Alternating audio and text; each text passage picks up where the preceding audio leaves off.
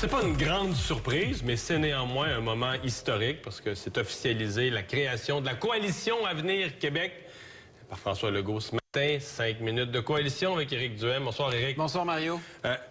C'était un événement, il faut le dire, un nouveau parti secret, c'est historique. Ouais. Est-ce que tu as été impressionné par l'événement de ce matin? Pas du tout. En fait, si j'avais pas été payé pour regarder la télé ce matin, j'aurais probablement fait comme bien du monde, j'aurais passé à un autre poste assez rapidement. Parce que Ça manquait de bulles dans le champagne. C'était bien fait. Tu lances un parti, ça devrait être une espèce de fête. Là. Tu dois avoir une atmosphère, des ballons, du monde qui applaudissent, quelque chose, go, go, go. C'était pas ça. C'était 3 personnes qui lisaient des discours sur des feuilles, une en arrière de l'autre, devant des journalistes un peu stressés, coincés, plates, endormis, pas d'émotion, un logo bizarre avec une espèce de PQ, le logo du PQ qui éclate ou qui explose. Écoute, il y a même, tu sais, des fois, on reproche à Stephen Harper de manquer d'émotion dans ses discours. J'ai trouvé que François Legault était pire que Stephen Harper ce matin. J'ai trouvé qu'il véhiculait pas aucune émotion. Loin, là? Non, mais en termes d'émotion, il était... Non, je comprends. Mais en même temps, est-ce que c'est pas le but de Legault un peu, qui veut pas grimper les attentes, il sait qu'il va être attaqué? Il veut jouer vraiment la carte du gars qui est compétent, rassurant, qui énerve pas personne. Il ne veut pas monter les attentes. Il fait pas peur à personne. La prochaine fois, il peut juste être meilleur que ça. Ça, c'était ça son objectif. Il a réussi. Bon, tu nous as préparé un petit résumé là, des grandes idées. Les 4 grandes idées là, que tout le monde discute, là, que François Legault a mis sur la table depuis 9 mois, depuis qu'il a commencé sa coalition, depuis qu'il a annoncé son groupe. Donc, vous les voyez à l'écran. On parle en éducation. Abolition des commissions scolaires, augmentation du salaire des profs. Ça, c'est les 2 grandes mesures en éducation. Salaire, ça vient avec l'évaluation.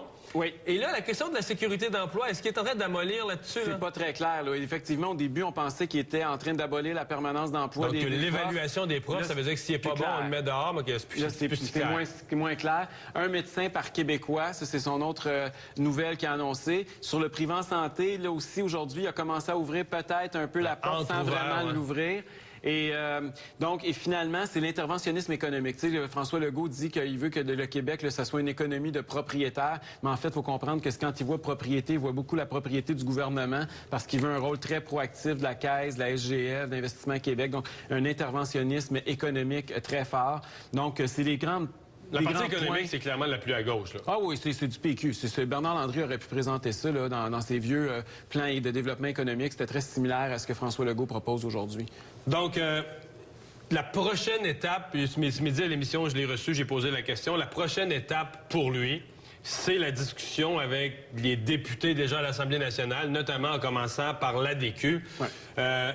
Les gros sujets sur lesquels ça va jouer, la santé. La santé, c'est sûr que c'est important. En fait, les familles, les 100 $ par semaine, les bons de famille. Ensuite, je te dirais l'interventionniste, ce qu'on vient de discuter, tout le rôle d'intervention du gouvernement dans l'économie, c'est pas très adéquiste comme philosophie. La philosophie, beaucoup plus de déréglementation et tout ça de l'ADQ. Il va y avoir un schiste. Au niveau syndical aussi, l'ADQ, même dans son dernier conseil général, a adopté des mesures très proactives pour plus de transparence, plus de démocratie au niveau syndical. Là-dessus, on a l'impression qu'à part les syndicats d'enseignants, François Legault veut pas de guerre syndicale. Il veut pas ouvrir la canne de verre là-dessus. Donc, il va y avoir des discussions importantes là, au niveau philosophique, au niveau des idées, avant qu'il y ait une fusion. Parce que si jamais il devait y avoir une fusion avec le programme actuel de la CAQ, ce que ça signifierait, ni plus ni moins, c'est un peu la disparition de la droite sur l'échiquier politique. C'est très paradoxal. Mais en fait, je pense que c'est dans la presse en fin de semaine, André Pratt posait la question. Il disait, est-ce qu'il y a une possibilité que ce que ça signifie, c'est que la CAQ se crée, est un parti de centre, l'ADQ s'y joint, puis tous ceux qui veulent voter à droite sont un peu orphelins. C'est ça qui est bizarre, parce qu'on le voit clairement. Le Québec est dans un réalignement politique. Tout le monde en convient. On est en train de tourner la page sur 50 ans de chicane constitutionnelle, de passer d'un débat entre des oui puis des non à un débat entre la gauche puis la droite. Et là, s'il y a une fusion avec l'ADQ puis la CAQ, dans les conditions actuelles, avec le programme de la CAQ, les électeurs, malheureusement, dans un débat gauche-droite, vont se ramasser avec 4 choix à gauche puis aucun à droite dans le contexte actuel. La CAQ, c'est pas à gauche, c'est au centre. François Legault dit gauche efficace, là, mais c'est où on pourrait dire centre. C'est quoi ça, la gauche efficace? Il l'utilise plus, je pense, ce terme-là. En tout cas, il l'utilise pas en entrevue avec moi. Là. Il n'utilise pas le mot droite non plus. C'est pas. Non, il dit qu'il veut plus de ces étiquettes-là, mais ça, c'est un danger. Ça, moi, je pourrais raconter. Si lui, je pourrais passer une soirée sur le coin d'un feu de camp à raconter ça. Quand on n'avait pas d'étiquette, moi, les adversaires m'en collaient dans le front. À un moment donné, quand on a dit on est de centre droit autonomiste, on a mis nos propres étiquettes. Puis là, ça marchait moins quand les adversaires voulaient nous en mettre. Mais quand tu t'en mets pas, c'est les opposants qui t'en mettent. La même chose sur la question constitutionnelle. À partir du moment où tu t'es défini comme autonomiste, les gens, c'était beaucoup plus difficile que tes adversaires, les souverainistes, de t'étamper comme comme un fédéraliste et les fédéralistes doivent être trempés comme souverainistes.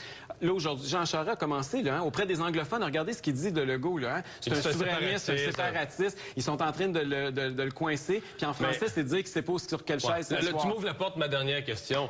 Ça va quand même être débile, les attaques qui vont frapper sur lui dans les mois à venir. Avec les sondages qu'il y a eu, il est l'homme à battre. Aussi qui saute sa patinoire. D'ailleurs, il était devant la patinoire là, du Palais Montcalm à Québec. Il a l'air d'un gars qui saute sa patinoire avec les patins pas attachés. Et j'ai l'impression que quand il va se faire rentrer dans la bande, les patins vont voler assez vite puis il va se ramasser un peu au dépourvu.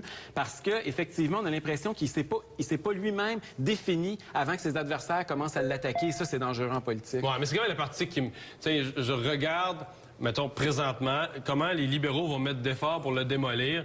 Et t'as l'impression qu'ils mettent bien plus d'efforts pour démolir l'autre que même pour faire quelque chose de bon pour le Québec. Ils ont plus d'idées pour ça. Ils sont extraordinaires. Là. Ils pourraient donner des leçons aux Américains comment faire le branding négatif de leurs adversaires dans la campagne négative. Les libéraux sont extraordinaires. C'est la chose où ils sont le plus forts. Et François Legault, je pense qu'il va goûter à leur médecine dans les prochaines semaines. Merci, Éric. Merci, on va sûrement en reparler régulièrement dans les semaines et les mois à venir.